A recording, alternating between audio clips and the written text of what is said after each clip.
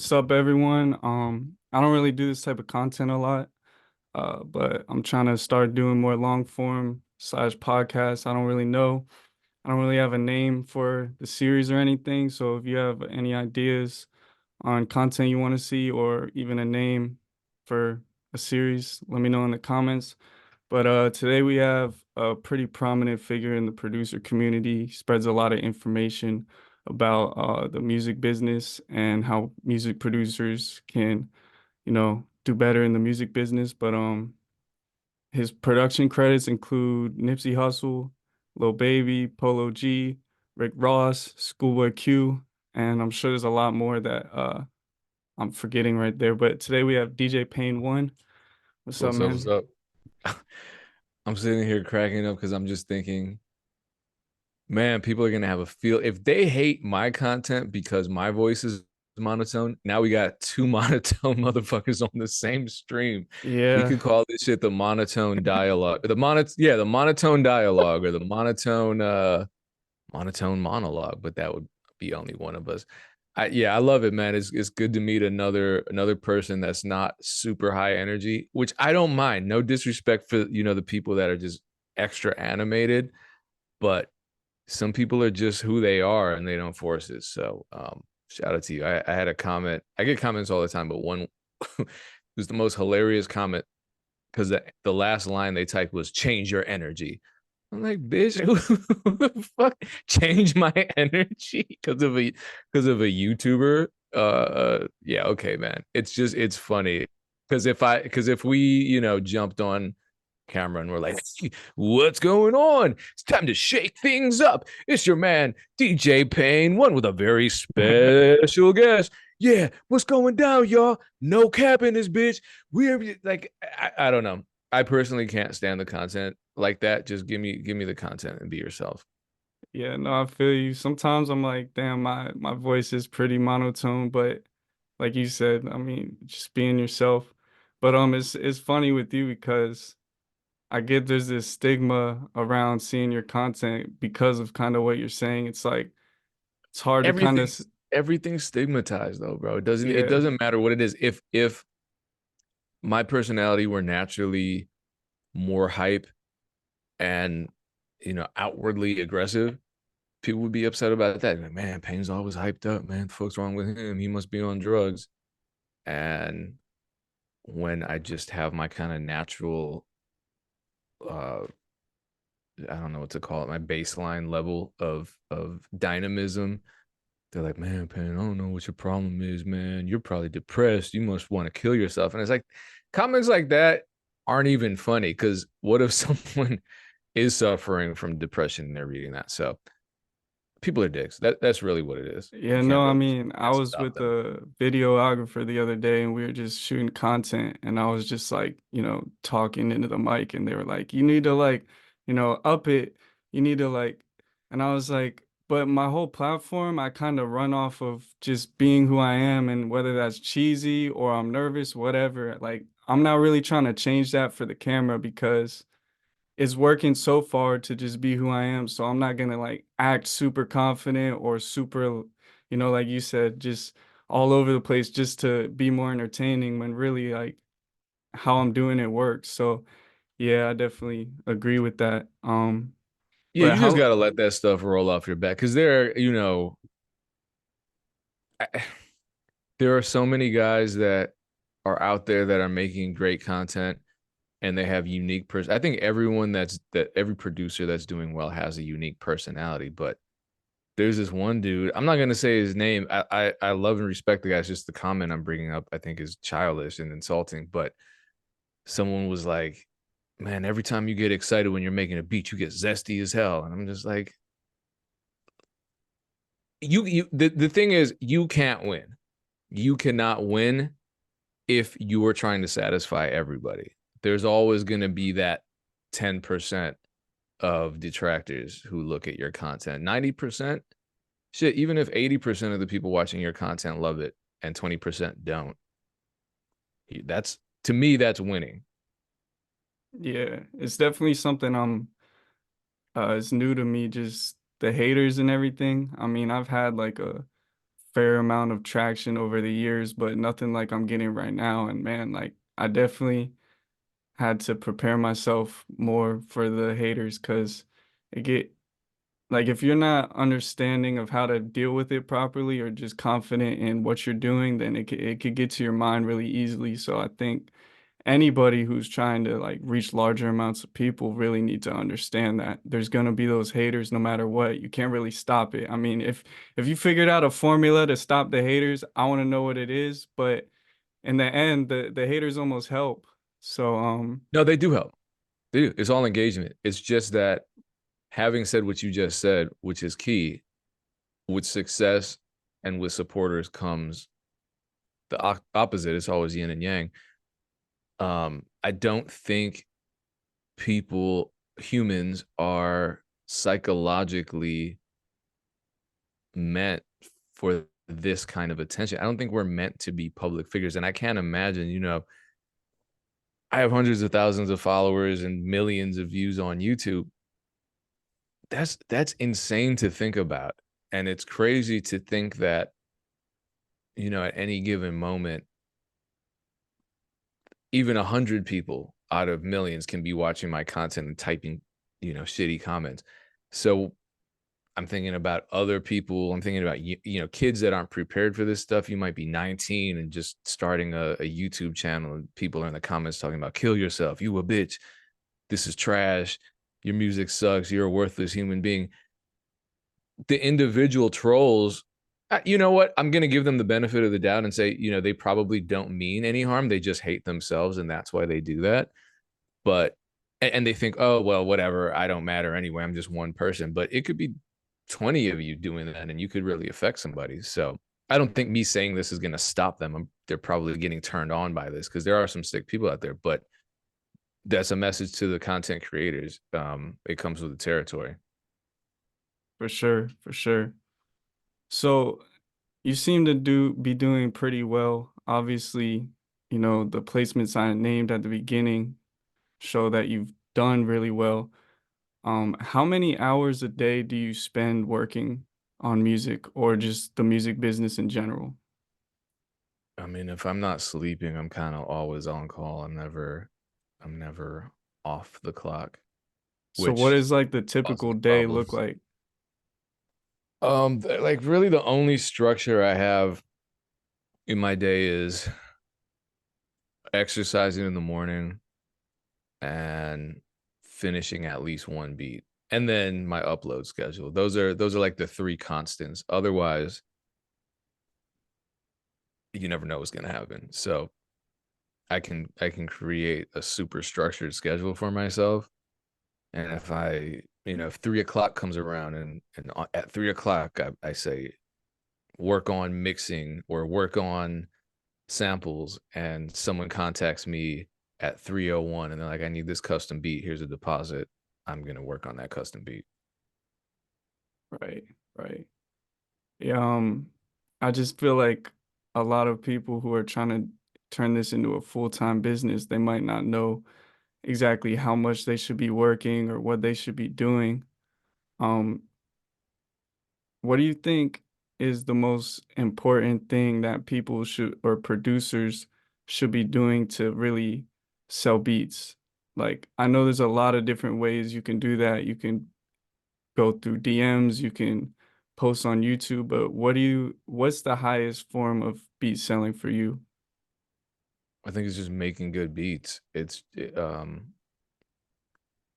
then that's me acknowledging that not every beat I make is a good beat in the sense that it appeals to songwriters and recording artists. But there are some people who, swear up and down they make the best beats and they have no idea why their beats don't sell. And then you listen to them and you're like, these drums sound pretty bad, or you're not leaving space for vocals, or that intro is too short or too long. There are obvious improvements that they could make to get to the point where their beats are because nowadays everyone like that the level the average the average beat that people upload online is mixed well and it sounds good. Pretty much. We're past the point, I think, of the majority of music made by so-called non-professionals or amateurs um, being trash. Most people make decent beats. The average beat is that gets uploaded to the internet is decent. I I very rarely hear a beat where I'm like, oh, that's terrible. So if you want to get in, you can't just settle for average because the average producer isn't making a living doing this. You have to find a way to compete within that space, and it's heavily competitive. And I think there are simple ways to stand out, but the least you can do is create music that or beats that appeal to the recording artists that you're targeting. And I think that's the hardest part because I could direct you to a video on how to, you know, with a $3 daily budget, advertise to potential customers on the Meta platform. I could tell you how to set up an email list. I could tell you, which emerging beat selling platforms to upload your tracks to. But ultimately, if people don't like the tracks or if you're not producing in a way that is conducive to artists writing and recording to those tracks, then that is the reason why you're never going to get to that next level. So I think a lot of it, people swear up and down it's all about marketing or it's about SEO. It's not, man. There are beats with tens of thousands of views on YouTube where they got lucky with the SEO, and those beats are not selling. You can check the BeatStars stats. They have the little link. Click on that, compare the views that it's getting on the actual end of the funnel to what it's getting at the top of the funnel, which is the YouTube view count. They're different. It'll be 10,000 views on YouTube, 90 views on BeatStars. Like, what is the discrepancy? It's because people didn't like the track enough to follow, the funnel downward to that endpoint, which is the sale. Yeah, I want to talk about the long intro part, but first, while we're on the topic, I will say it takes, I don't know if humble is the word or just self-reflection because when I'm looking at my YouTube analytics, s sometimes the beat will have a good click-through rate, you know, it'll have good SEO, but the only thing wrong is that the watch time isn't long enough. So the only thing I can think in my head is I just need to make better beats. So for so long, I was sitting there like just trying to upgrade all of the marketing aspects until I realized like if nobody is staying for long on these beats, then that's the problem. I really need to engage the listener enough to actually like the beat. So that's when now I'm really focused on just making better beats as a whole. And I think that's just so slept on. People don't want to admit that they need to make better beats. But if I'm No, not they don't. wrong, if I'm not wrong, didn't the beat that's featured on the top of your YouTube has around 2 million plays.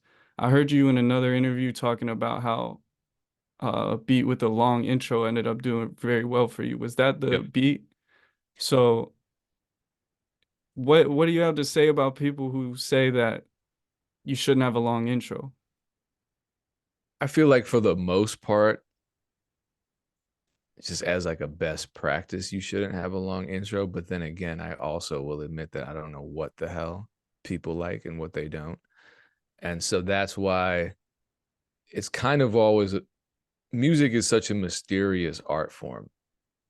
Art is mysterious, period. Because one, you're just creating something out of thin air, and there's a lot of mystery involved in that. I think it's like a magic trick.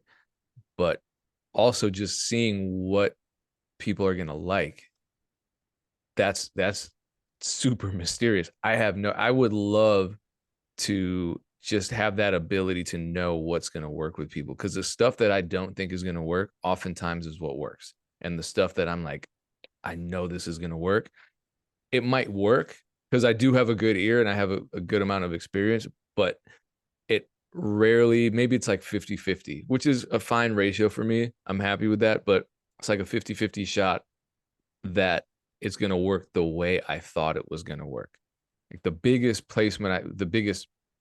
highest paid placement I ever got was from a track that I liked, It's a song called Hello by an artist named Ted Park that we made um, back a couple years ago, and we made it together in the studio.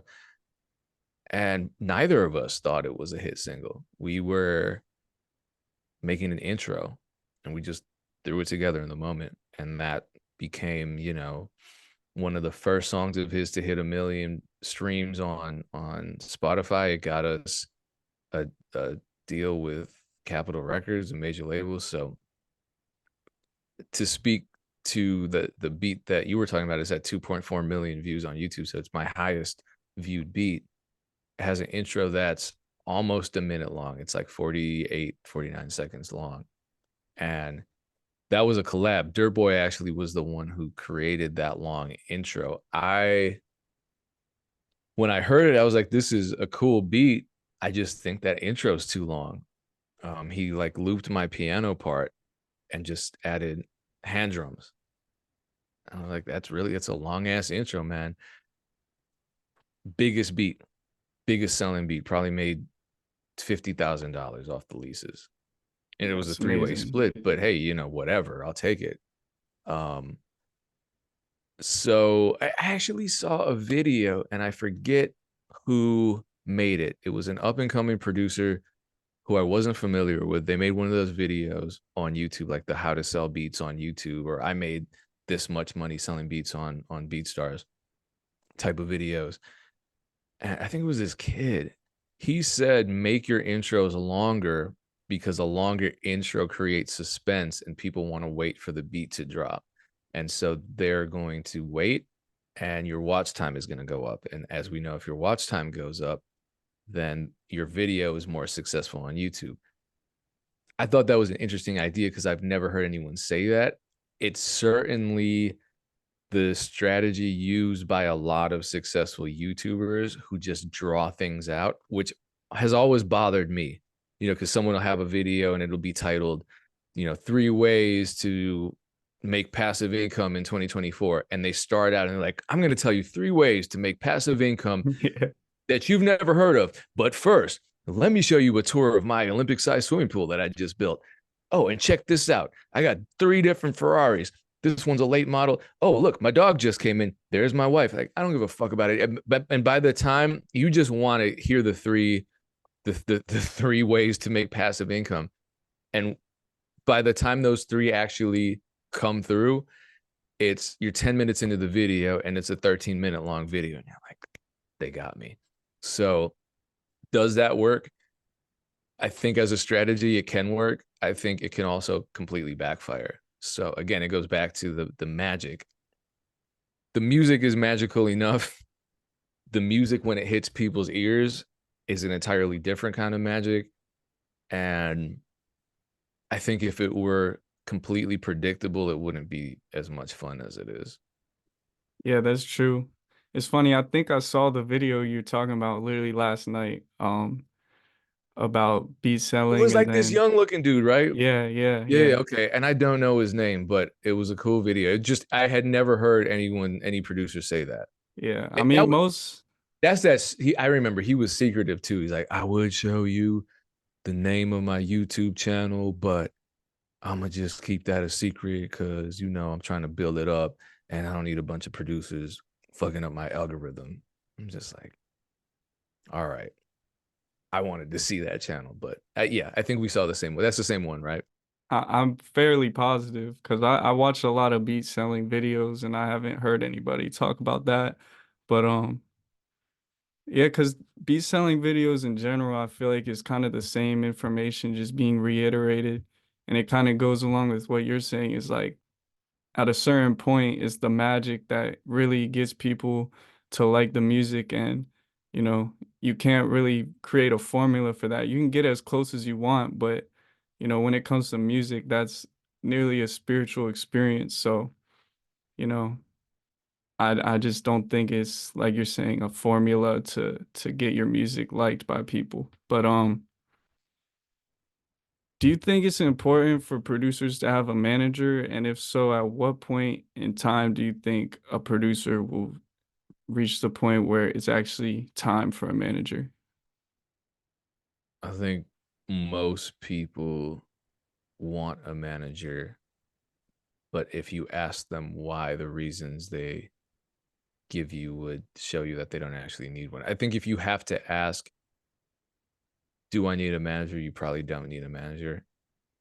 I think if you are being contacted by people to manage you because of some kind of notoriety that you're getting, that's one time that you should consider getting one. Also, if you're just swamped, if you're like, man, I can't, like for me with bookings, I'm like, man, I just don't, I don't have the time or the energy to deal with negotiating all of these booking inquiries that I'm getting as a DJ. Well, I have something to offer a manager because I actually have the inquiries coming in. They're getting 20%, 15%, whatever percentage you negotiate with that person. So if I'm if I'm just not if I'm not bringing money in to justify getting another human involved in my chaotic life, then I'm doing them a disservice. You know, if I am not getting placements, and if you know, if I'm just selling a couple beats for a few $100s and I hire a manager and I'm giving them 20%, that to me is pointless. It's like I'm not getting much out of it because I'm giving them 20% of the stuff that I'm doing that I don't really need their help with. And they're getting such a small amount that they can't really build anything off of the commission they're making off of me. So it's a lose-lose situation. And I think a lot of us take a lot of creatives, not that managers aren't creative. Dame would kill me if you heard me saying that.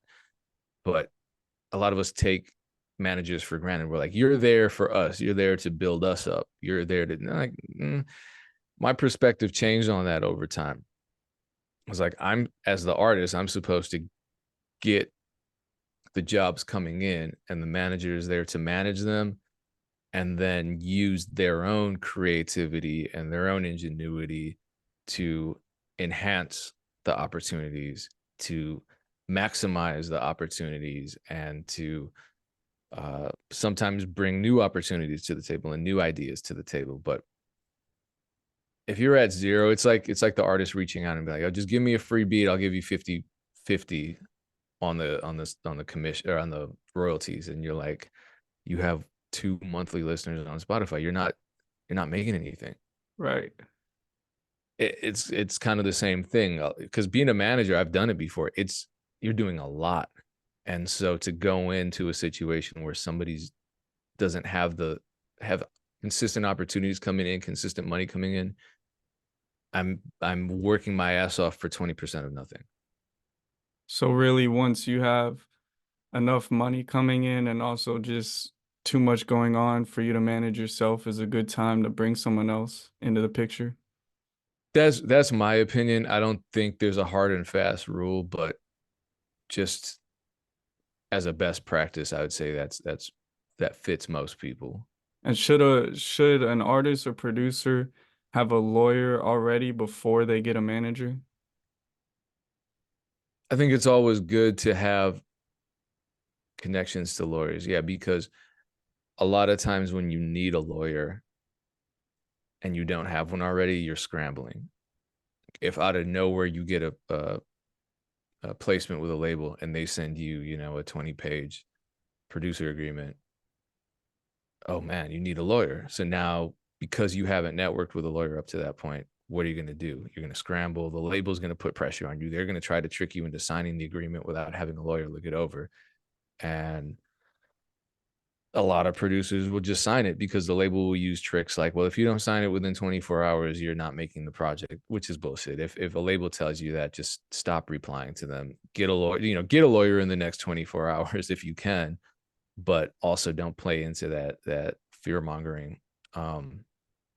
But I would say if you have a pretty decent lawyer, you really only need a lawyer for that scenario more so than a manager. In some cases, you can just have a manager if they're that good. and that experience, or that manager will also have connections with lawyers, or they already have legal, depending on how experienced they are and how big their management team is. They might just have a lawyer on hand too. And like the manager I have right now has relationships with lawyers. So when a placement comes in, they're like, do you want to find your own lawyer? Do you want to use a lawyer that you've already worked with? Or otherwise, I have these three options. So it just depends on the person. But have somebody, if you don't know what is in an agreement, don't sign it. Get some help. Don't rely on like a family member that used to work for the IRS, or something that's, because people are like, oh, you're smart, you have a degree. Yeah, they got a degree in biology. They don't know entertainment law. People just, the music business is very specific. And so if a person knows legal stuff or might just be smart in general, they probably don't know what the hell is in that producer agreement. So don't rely on someone that doesn't know. Find someone who does know. Go on social media, find the lawyers, link up with Adam Friedman, link up with Carl Folks, link up with Lamont Graves, link up with producer royalties. Somebody can help you out there. There's a lot of help out there. Gotcha. Yeah, so I had a tweet that ended up doing pretty well. I can't remember exactly how many views it got. It was probably over 50,000, but it had a lot of interaction. And the tweet was, I asked a question along the lines of, should a producer get a split of the royalties in a song? I can't remember the exact question I asked, but it was along those lines. I believe you saw it because you quoted it, but what asking that question revealed to me is that there's a lot of people who have pretty much no understanding at all about the actual business involved with buying beats. So I wanted to ask you, what is a standard percentage that a producer gets when selling an exclusive beat? Because that's the other thing is people seem to think that once they buy the exclusive license of a beat that the producer is no longer entitled to royalties. So yeah, my question to you is what is the standard percentage that a producer would get in the industry? Well, to answer that question, we have to be more specific and ask percentage of what. So traditionally, when I sell a beat to a major label, it's work for hire on the sound recording, because a record label doesn't typically, in my opinion, should not deal with anything on the underlying composition side. That's for publishers and publishing administrators. So generally that's a 50-50 split. The artist gets their half, the producer gets the other 50%. If there's a collab, then they split it two ways. If there are three people on it, they split it three ways, whatever they negotiate. But that shouldn't be involved in the producer agreement with the label, because you can sign over your master recording rights to the label, get your advance for that, and then turn around and get either a publishing deal where the publishing company, a co-publishing deal rather, where they purchase your publisher share of the underlying composition for an additional advance, or an admin deal where they don't take ownership of your underlying composition, but they either give you an advance on the royalties that they're collecting on the underlying composition, or they don't give you an advance, but they aggressively collect those royalties in ways that you couldn't. So those should be separate. There are a lot of different royalty streams involved in a recorded piece of music. The main one that you're dealing with on, well, the main two that you're dealing with, the main three that you're dealing with on a producer agreement with a label are the sound recording royalties, aka the producer points. So usually you get 3 points, and that's convoluted. And it seems to me it's kind of like, why are you? I made the master recording myself at home in my studio. I didn't use label resources, so why are you taking my master rights? But that's another conversation. Then there are the mechanical royalties, which those are by law. So there's a mechanical rate, and that's usually included in these producer agreements. And then the sound exchange royalties. So there should be a letter of direction, um, attached to that producer agreement. Otherwise, you just never get paid those royalties. Um, and so then a lot of people, a lot of unsigned artists will say, all right, well, then all I have to do is pay for the beat and then I own the master just like the labels.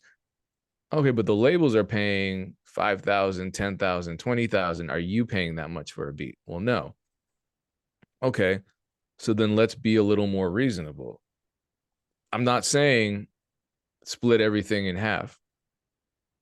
I've always said this, and if someone disagrees with me on this, then I think there's something wrong with them. I think they're greedy, and I think they're problematic, and I would prefer to not work with them. The same thing that labels do, which is recoup minus all the unfair label math, because everyone agrees pretty much. Recording artists, singers, and songwriters and producers alike, they agree that they don't want the label owning their work, right? And we're always talking about, collectively, you hear rappers, singers, recording artists in general talking about how unfair their deals are and how the labels are evil, this and that. Then they'll turn around and treat producers the same way the label is, now we're not giving you shit. I already paid that $300 or that $30 or whatever for the beat. You don't get shit. What I will say, and you can use this yourself as a test to see if you want to work with these people or not, or you can do whatever you want. My idea of a fair situation is whatever you pay me for the beat, you make back on the master recording first. So if you pay me $500 for an exclusive beat, you put it on the platforms until the distributor sends you $500 back or whatever we decide. It could be until you make $1,000 back and I'm recouping at 50% just to make the math easy. Until you make that money back, don't pay me a cent. Don't even cut me in as a co-owner of the masters. Some distributors have recoupment um, uh, uh, options where they'll calculate that automatically. You can set the rate and everything. To me, that's fair, because then once that's paid off, then you can't say, well, I already paid for this. Yeah, but you made that money back. So after that, give me 20% on the sound recording side, and then give me the 50% on the writer's side. That's fair. You, at the end of that situation, you fully recouped and you didn't come out of pocket anymore. You can't say you came out of pocket. It's fair. And if the song flops, if it doesn't make that money back, then I don't get a cent. So now we're both equally liable for that risk. If it succeeds, we both succeed, but you succeed more and you make more money than me. If it doesn't succeed, all right, cool. Then you know what I mean? If you make $200 back and you spent 500, all right, hey, that's the risk you took, but I'm not dipping my hand in that $200. So I think that's fair, but there are people that will cling to this idea. If I spend a cent on this track, it's mine. Another follow-up question you can ask them is, hey, if a label gave you $500 for one of your songs and they made 50,000 off of it, is that fair? Of course they're going to say no. What's the difference? Right. What makes you better than me? What makes you more deserving? So a lot of people are just trying to cut each other's throats, and ultimately a big part of it is them just not understanding how intellectual property operates.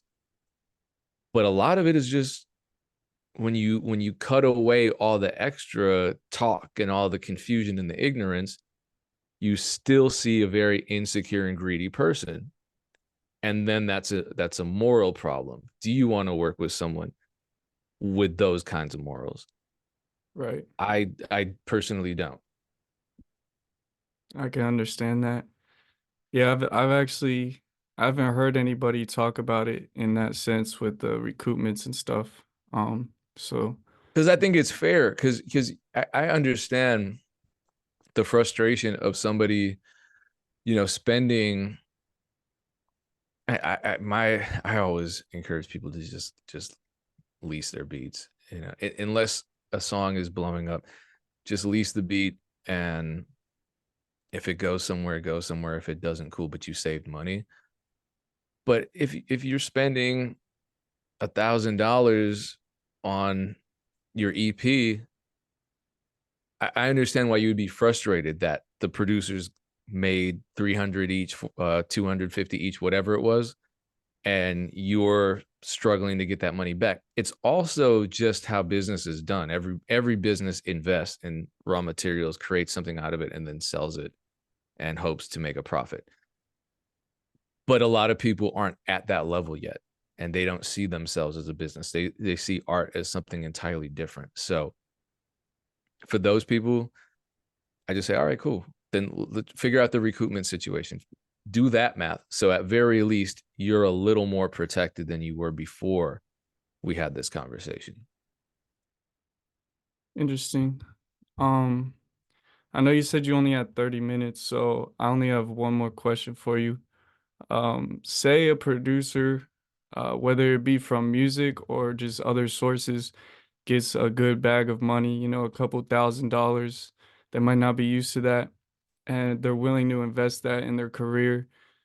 What do you think is some good things that a producer can invest in order to just re I don't really know what the end result would be, whether it be make better music, just to overall up their business. What do you think a good investment would be? I think it depends on the person. And if they're in a position right now where they're making thousands of dollars, if they get a nice bag off of a single track, I would say just double down on what you're doing. And if that requires additional money, invest in it. But in all likelihood, it doesn't. Maybe it's a situation where you made that money working with a specific artist, and maybe you invest some of that money in traveling out to work with that artist in person. That seems like the smartest way to take advantage of that moment. But otherwise, I think people get money and they think, all right, I have to reinvest it.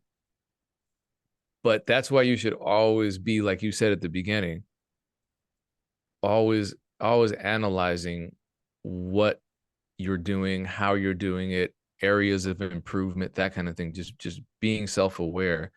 And if there are areas that you really need to improve in, and money will help those make those improvements, all right, invest in that. But a lot of people get money and they're like, I gotta spend it. Nah, man. If you have just $5,000 sitting there and you already have your studio set up, and you're happy with your setup, let that put that money in a CD or something, and then in a year's time, that money has made a little money for you, and you still have it. Maybe by then you know where you need to spend it and where you need to invest it, but at least you're not just wasting it because it's burning a hole in your pocket. Right. I get you. Well, I really appreciate you coming on, man. Hopefully there's some good info in here for people to hopefully learn something. Um, yeah, just let me know in the comments who else you would like to see, or if there's anything else you guys want to be covered on here, just let me know.